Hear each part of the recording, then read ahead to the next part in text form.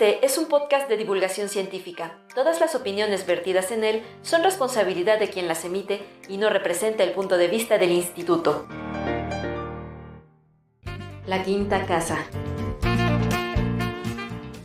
Bienvenidas y bienvenidos una vez más a La Quinta Casa, el podcast de divulgación del posgrado en estudios socioterritoriales del Instituto de Ciencias Sociales y Humanidades Alfonso Vélez Pliego de la UAP. Yo soy Yatzel Roldán y hoy exploraremos un tema que nos conecta con nuestras raíces y nuestra identidad, el patrimonio arquitectónico y su profunda relación con el tejido urbano. Yo soy Marisa Higuera y te quiero invitar a imaginarte nuestra bella ciudad, la ciudad de Puebla, especialmente su centro histórico, que es una muestra clara de patrimonio edificado. Para pensar más sobre este tema, acompáñanos en la sección El Zaguán. El Zaguán. Al caminar por el centro histórico de Puebla, podemos sentir una gran admiración por la belleza y más de uno experimentará una sensación de pertenencia. Esas sensaciones son consecuencia, entre otras cosas, de la presencia del patrimonio arquitectónico. Esas estructuras que, más allá de ser ladrillo, azulejo y concreto, se pueden leer como verdaderas cápsulas en el tiempo, testigos silenciosos de la historia. El patrimonio edificado se entiende como el conjunto de bienes inmuebles como edificios, conjuntos urbanos, obras de ingeniería, sitios arqueológicos, etc., que por su valor histórico, artístico, estético, social, cultural, científico o tecnológico, son considerados como dignos de ser conservados y transmitidos a las futuras generaciones.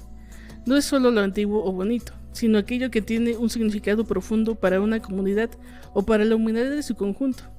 Incluye desde importantes catedrales hasta viviendas populares que narran la vida cotidiana de otras épocas. Su estudio y conservación es relevante puesto que es portador de la memoria colectiva y la identidad, ya que nos conecta con el pasado, nos ayuda a entender quiénes somos como sociedad y de dónde venimos, además de que es testimonio material del desarrollo social, económico y cultural de una comunidad. Y es al analizar los estilos arquitectónicos, los materiales usados, la disposición de los espacios que podemos entender las formas de vida, las estructuras de poder, las innovaciones tecnológicas y las expresiones artísticas de épocas pasadas.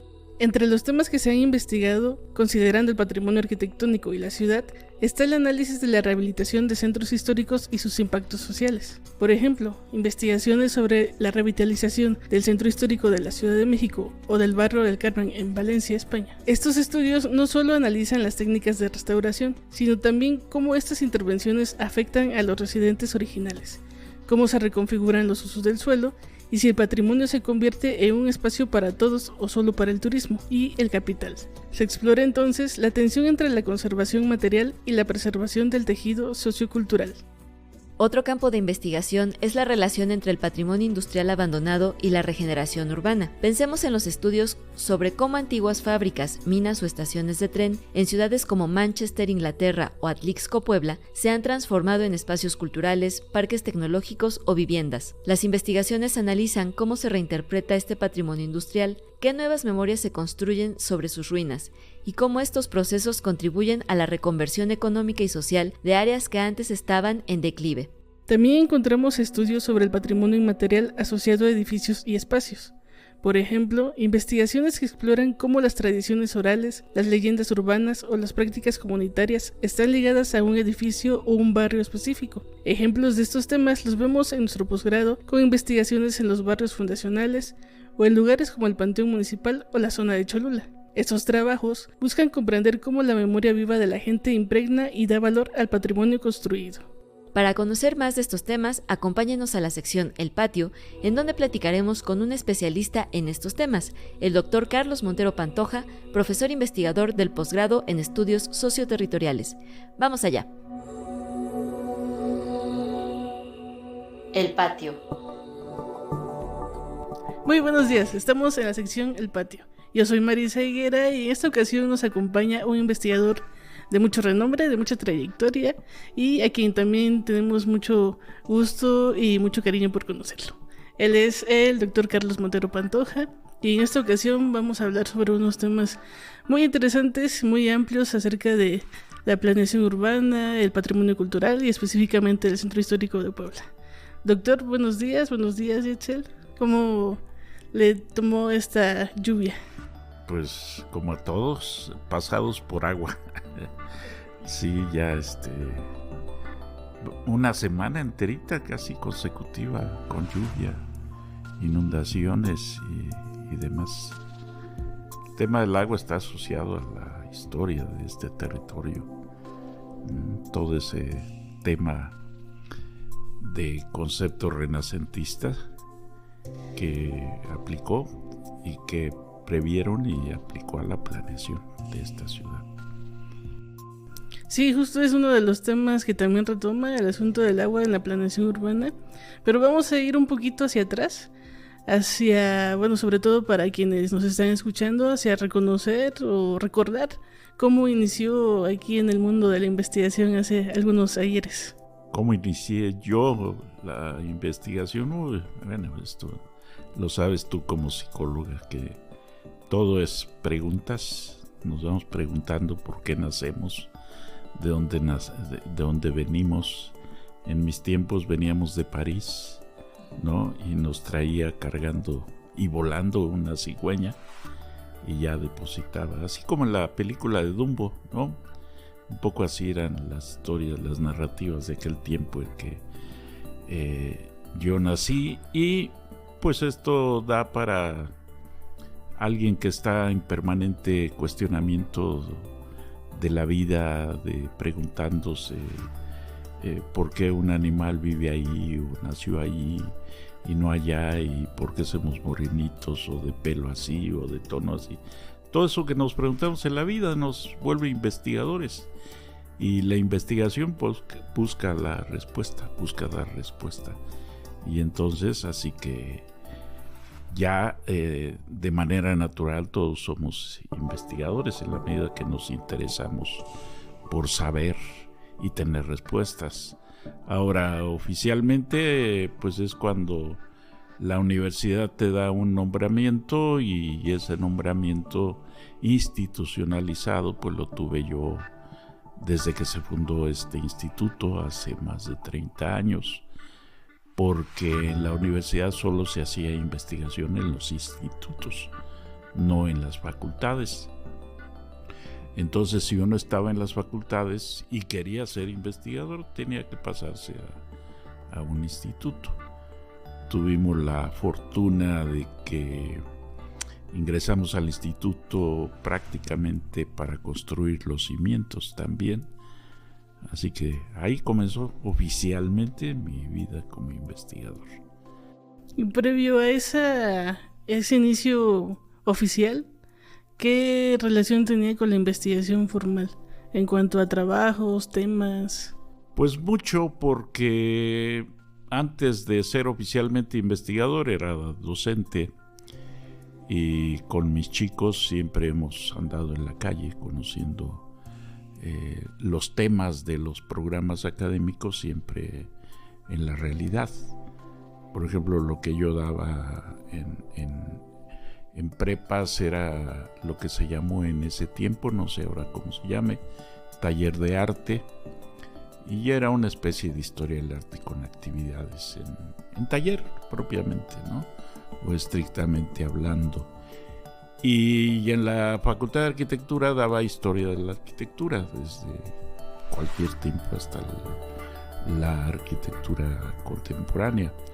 Pero siempre me gustaron los cursos en vivo, en in situ particularmente, y lo mismo sucedió con la materia de patrimonio. Cuando tuve la materia de patrimonio, los programas siempre han tenido una temática relativa a centros históricos, y yo les decía, a ver chicos, no hace falta que nos vayamos a leer y a tratar de entender lo que dicen los textos sobre los centros históricos, mejor vayamos y veamos nuestro centro histórico y algunos otros que, aunque no están denominados, son centros históricos.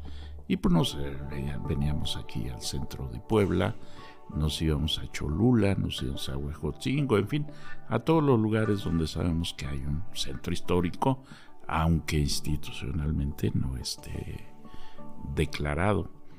Así que también de esa manera impartir los cursos pues era preguntarse y explicar por qué las cosas son así y por qué son tan extrañas en un presente que solo se puede entender mirando al pasado, si se ve desde el presente, ¿no?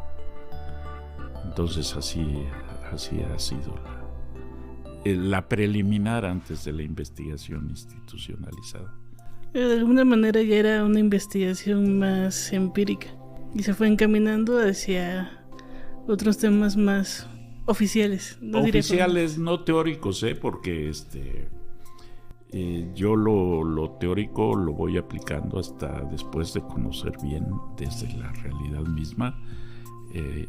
Ya establezco la relación, porque como me enseñaron a mí, yo digo me enseñaron mal, y es un problema empezar con epistemología, y eso qué cosa es, nos lleva lejísimos, y luego ir bajando poco a poco, y todo eso leído en diversas autorías, tendencias, etcétera, luego baja uno al territorio y a un fragmento muy pequeñín y pues no aplica. Desde ahí hay un gran problema, y por eso muchos quedan traumados en el camino por no poder aplicar lo que se aprende en los libros y en las aulas a realidades que son totalmente distintas, ¿no?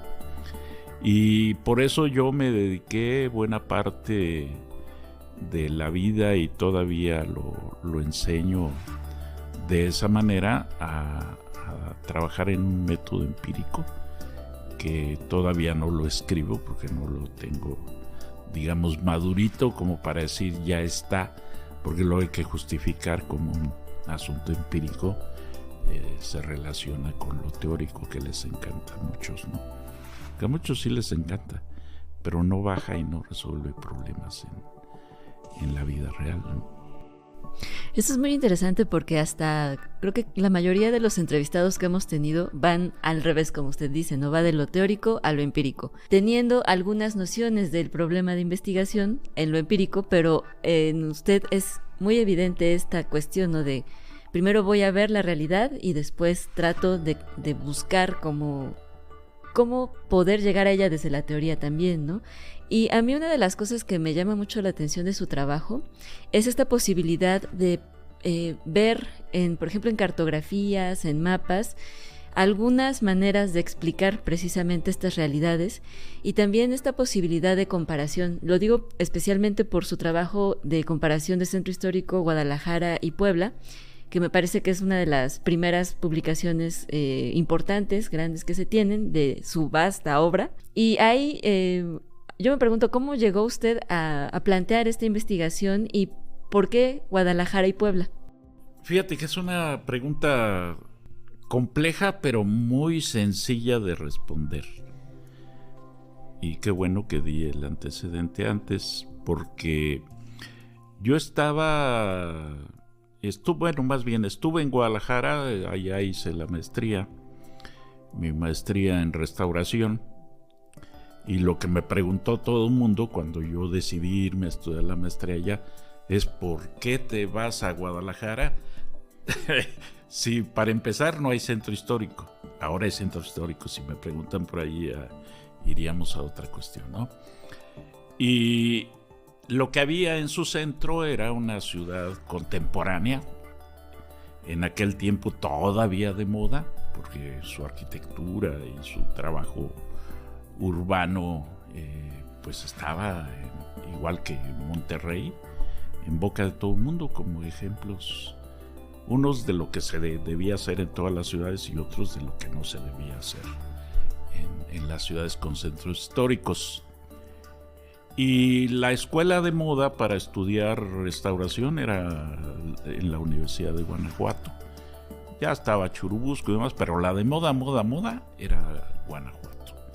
Y Guadalajara pues ni pintaba. Yo mismo, cuando leí la convocatoria, me preguntaba, bueno, vamos a experimentar, ¿verdad? Sí, que eso es lo que me encanta a mí. Y eso, más el hecho de que yo no tuve beca, en esos tiempos tampoco había becas, ni respaldos de CONACYT, ni nada de eso. Y entonces ahí en Guadalajara tengo familia, y tenía posibilidades de casa, ¿no?, de alojamiento y demás para ahorrar por ahí algún dinero. Y entonces eso más la inquietud de la maestría pues me llevó a Guadalajara. Y efectivamente la realidad de Guadalajara, ir al centro y no encontrar un centro histórico en una ciudad que era contemporánea en tiempo, un poquitos años después que Puebla, pero casi nada. Y además otro imperio, porque allá era la Nueva Galicia. Para este lado tuvimos la Nueva España y para allá la Nueva Galicia. Pero además, como Nueva Galicia fue un territorio también muy localizado, muy a lo español, así como con sus países que le llaman a cada territorio, así de pintar rayas, ¿no? y demás. Y yo voy de una ciudad que todavía cuando yo me fui a estudiar estaba un centro histórico, ¿qué diríamos? Pues con menos transformaciones de las que tiene ahora, mucho menos. Digamos, entero para quienes lo vivimos en su época de declaratorias y demás, enterito.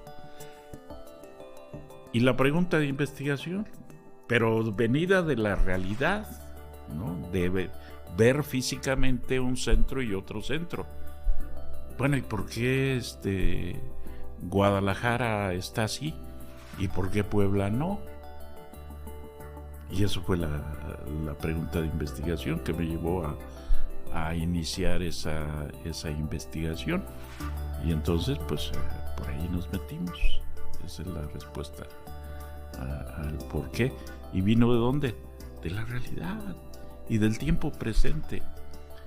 Imagínate si yo me pongo a estudiar epistemología primero y empezar a bajar, nunca hubiera bajado, y a justificar desde arriba, o de arriba bajando poco a poco, nunca hubiera encontrado una pregunta de investigación adecuada, o me hubiera costado muchísimo trabajo y tiempo hasta se podría hacer una tesis en muchos casos para encontrar una respuesta como esas, fíjate. Y eso creo que enriquece mucho el enfoque de este posgrado, porque precisamente no tenemos diversos enfoques que nos permiten ver diversas maneras de acercarnos a la realidad, ya sea, como decimos, desde la teoría, ya sea desde la experiencia, y siempre en continuo diálogo, ¿no? Porque yo creo que también una de las posibilidades que nos da este posgrado es el diálogo entre profesores, entre alumnos, y siempre tratando de, pues, buscar aquello que nos interesa a los alumnos cuando nos toca estar ahí, y ya después en la posibilidad de la construcción de un conocimiento y de la posibilidad de resolución de conflictos, ¿no? Porque al final sabemos también que dentro de su carrera usted ha sido asesor en diferentes momentos de diferentes, pues, gobiernos en turno, ¿no? Y eso también yo creo que es importante resaltarlo, porque se piensa a veces que la investigación se queda solo en la biblioteca, en la universidad, y no sale. Entonces yo creo que podemos presumir que las nuestras no, ninguna, ¿no? Exactamente. Y también, por ejemplo, cuando Marisa estuvo con nosotros, lo que ella trabajó ahí en nuestro cubículo de investigación con sus propios temas, lo llevó a su territorio, lo llevó a Catlán, lo aplicó y creó, formó, trabajó con la comunidad y demás, porque pues para eso deben servir las investigaciones, para potenciar en distintos ámbitos, ya cada quien le dará el enfoque que quiera a las comunidades, porque todo esto va para las personas, y ahí está otra gran diferencia.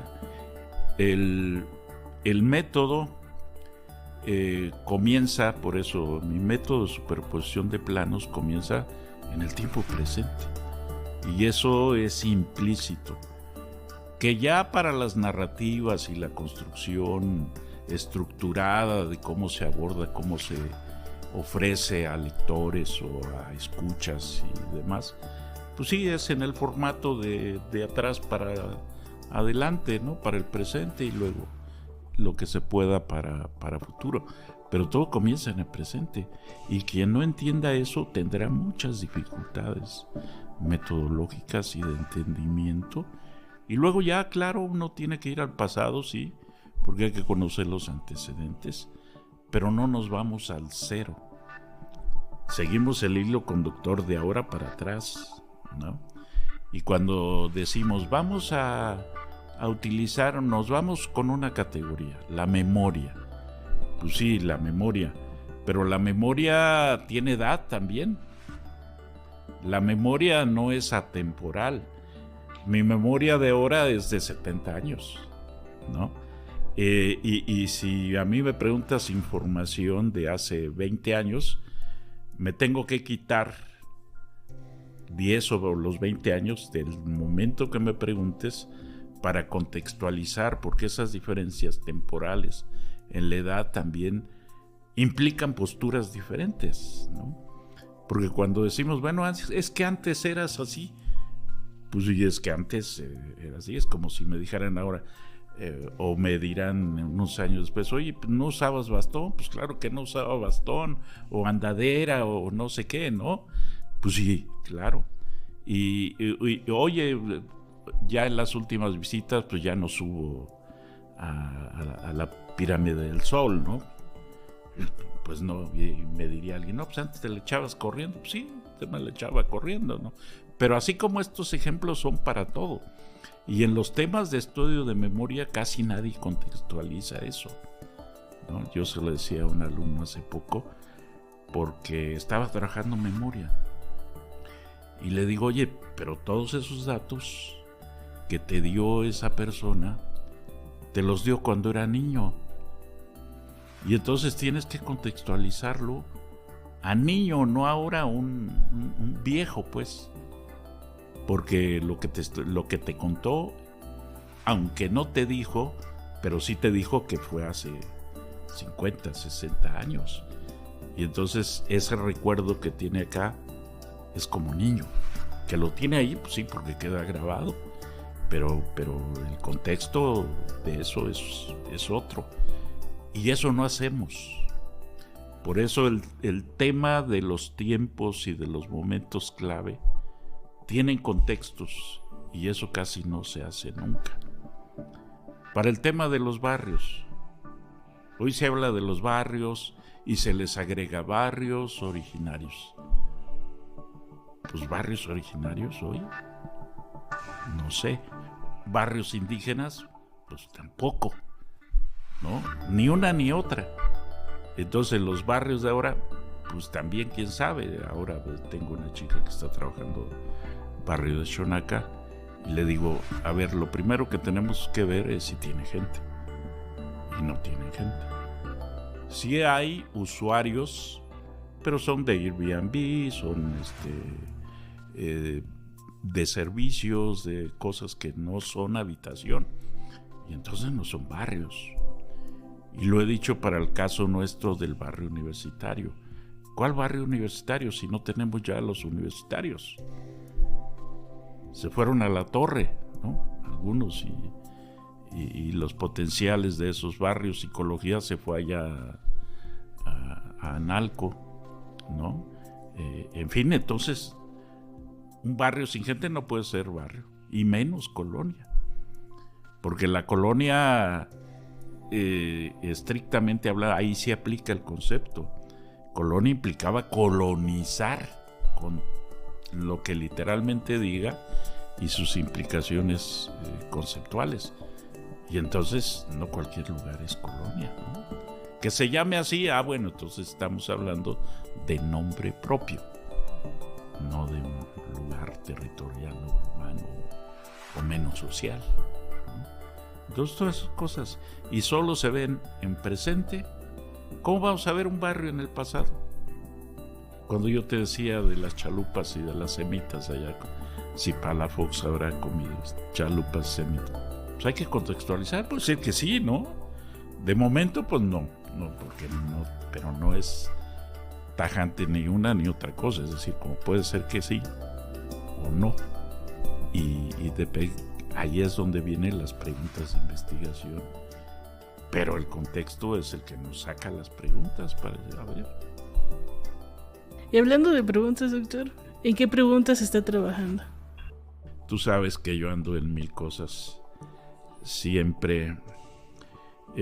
Una que me trae, que de alguna manera, pues quienes me escuchan, como dicen ustedes, les cae el 20, y que por su propia cuenta, sin mí, hacen intentos por trabajar, es por qué la UAP, es decir, mi universidad, no la de ustedes para que no se metan en líos, ¿no? La mía, construyó una torre para rectoría y para llenarla vació el centro histórico. Una. Dos. Bueno, que tuvo un antecedente, el complejo comercial universitario. Y ese título lo pongo yo, complejo comercial universitario. Que todo lo de cultura y toda la actividad académica, obligadamente también un rector decidió que tenía que hacerse allá, pues claro, para justificar el proyecto, ¿no? Y entonces todo lo que sucedía en el Carolino y otros ámbitos aquí en el centro ya se había ido para el complejo comercial. Y entonces tuvimos el complejo, luego la torre de rectoría y para rematar la CU2.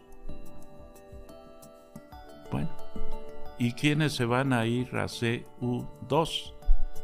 Dentro de las que yo sé con certeza, porque lo he conversado, arquitectura e ingeniería civil.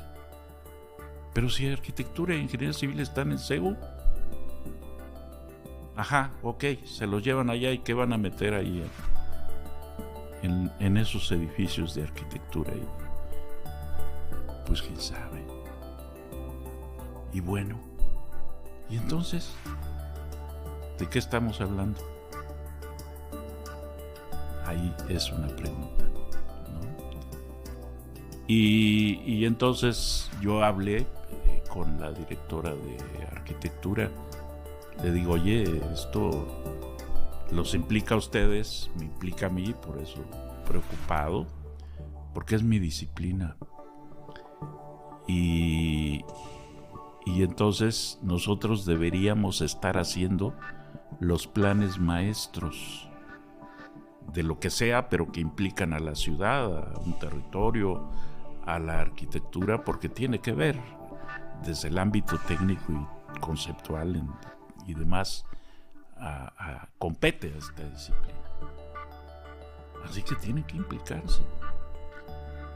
Y bueno, más o menos ahí es donde sí han tratado de hacerse algunos esfuerzos. Y hay un grupito que empieza a trabajar esto. Y les dije, arquitectura se tiene que venir al centro.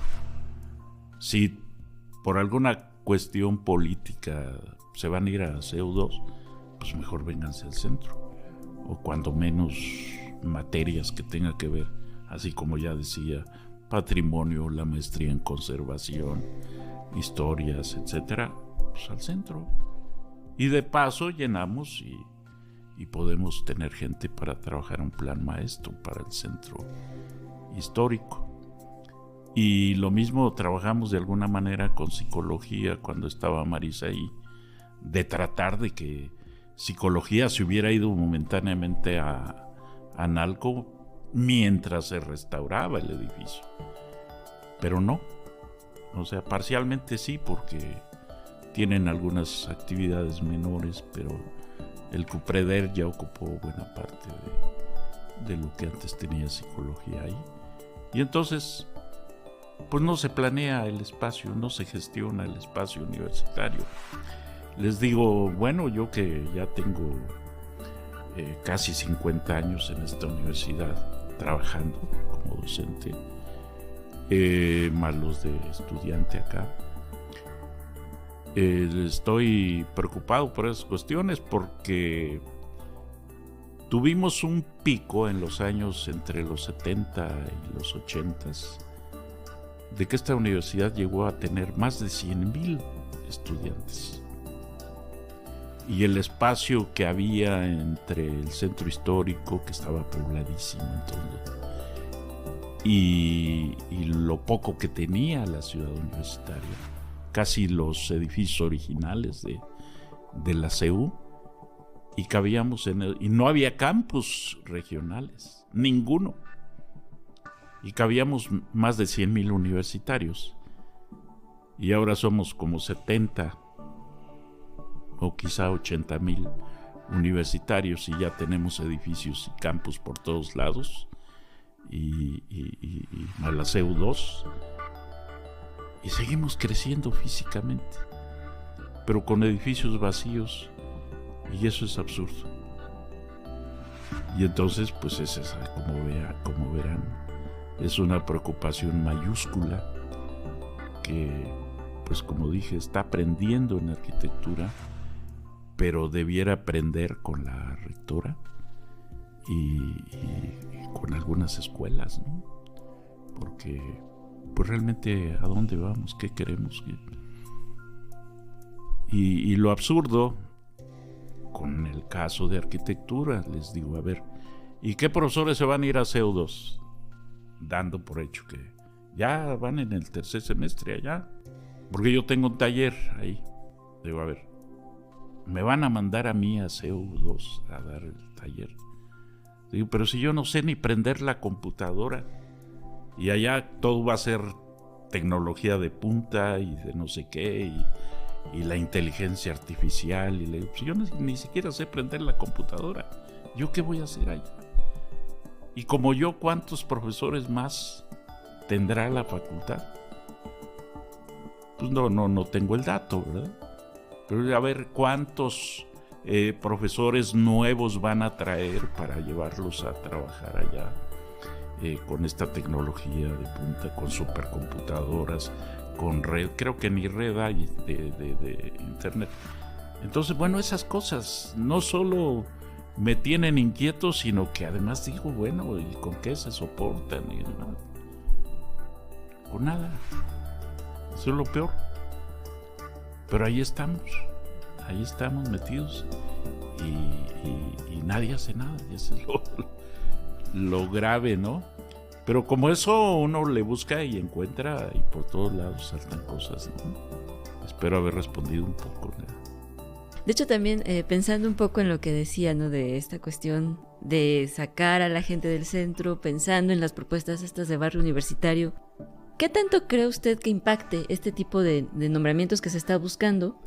Que yo entiendo que es una buena idea en el sentido de la teoría, porque al final usted ha trabajado también esta cuestión de las sendas del saber, que me parecen muy interesantes, y quisiera que nos platicaran un poquito más de eso, y si realmente tiene un impacto real este tipo de nombramientos de barrio universitario que está gestionando el instituto, pero que también entiendo que tiene una serie de limitantes en la realidad. Sí, todo tiene impacto positivo o negativo, es decir, no hay nada que no tenga impactos. Ahora, ¿tendrá el impacto que es el que queremos? ¿O qué impacto queremos que tenga? Porque toda acción tiene su reacción, ahí es de ley, ¿no? Natural y teórica y demás. Y entonces, bueno, a ver, para mí todo lo que es institucionalizado viene de una política pública o de decisiones al estilo Trump, que depende de cómo amaneció, y eso, pero eso no tiene que ver con la planeación. Pero en muchos lados así son las cosas, así se deciden, así se ejecutan, y eso no debiera ser, pero sucede, ¿no? Sucede. Y entonces las declaratorias se vieron en un tiempo, por eso de nuevo los tiempos, como una opción no se había experimentado.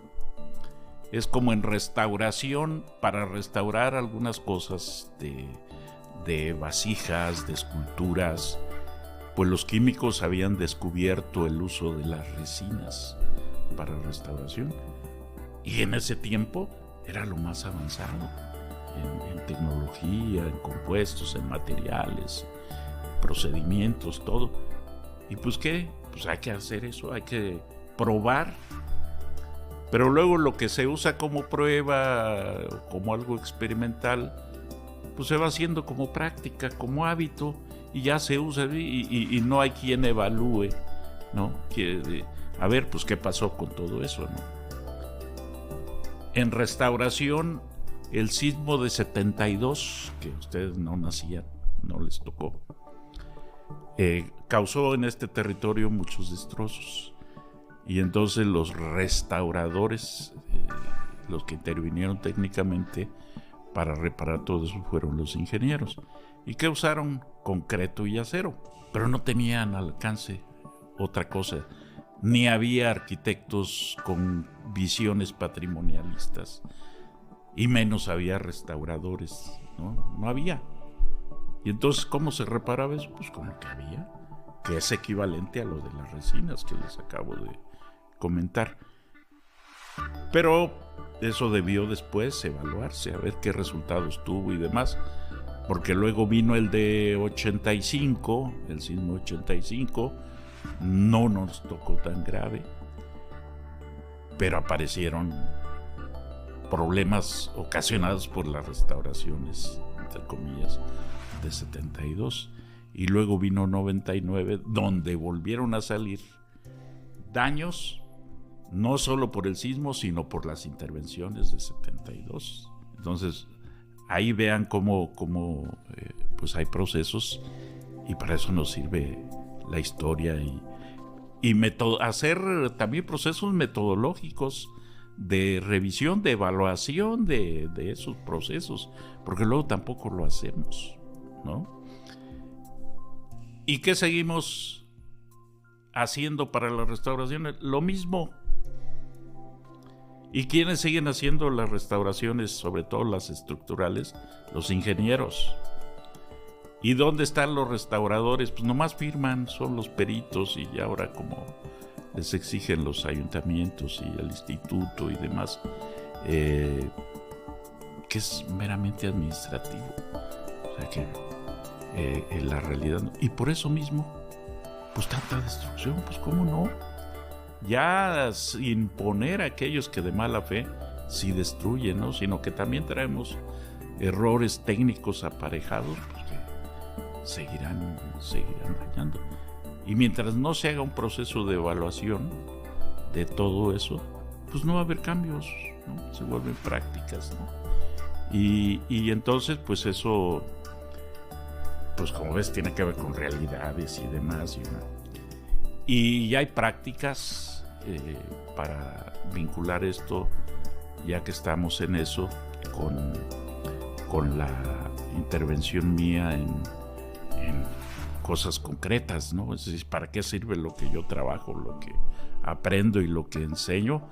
Pues nos hicimos cargo en 99 de la investigación y documentación y del proyecto de restauración del Carolino y de Casa de Muñecos, que fueron los más graves. Por primera vez hicimos arqueología histórica. Y también participamos en los cuestionamientos para todo lo que se hizo en Paseo del Río, y que pues de alguna manera luego ya se trabajó con proyecto bien hecho. Hicimos el proyecto de la Aduana Vieja, también hicimos trabajo de arqueología. Dimos los primeros pasos en investigación arqueológica sin haber sido arqueólogos, y aportamos cosas ahí.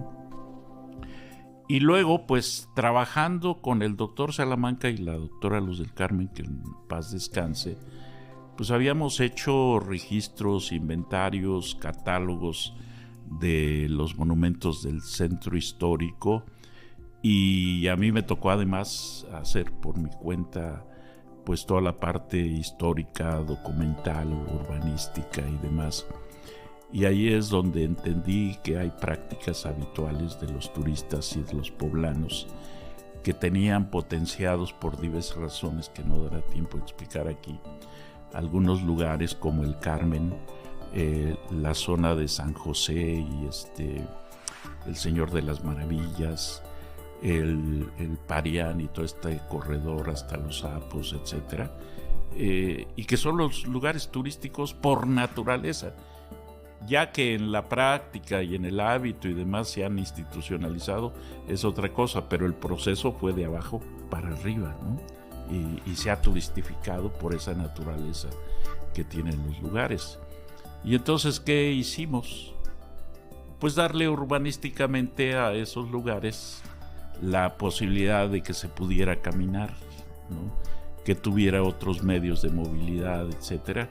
Y ahí es donde entró el proyecto el título del proyecto en el ámbito internacional fue Modelo de Intervención para el Centro Histórico, y ya particularmente para el centros, sendas y espacios de encuentro, donde los 4 lugares más,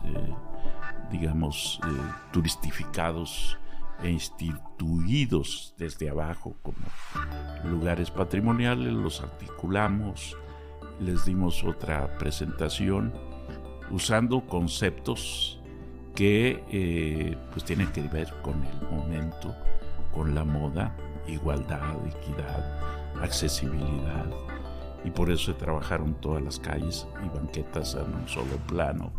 Se usaron las guías para ciegos, que alguien dice, bueno, pero si no las usan, pues es que hay que educar, hay que decirles a los ciegos que las guías están ahí y cómo se usan, ¿no? Y eso no se ha hecho.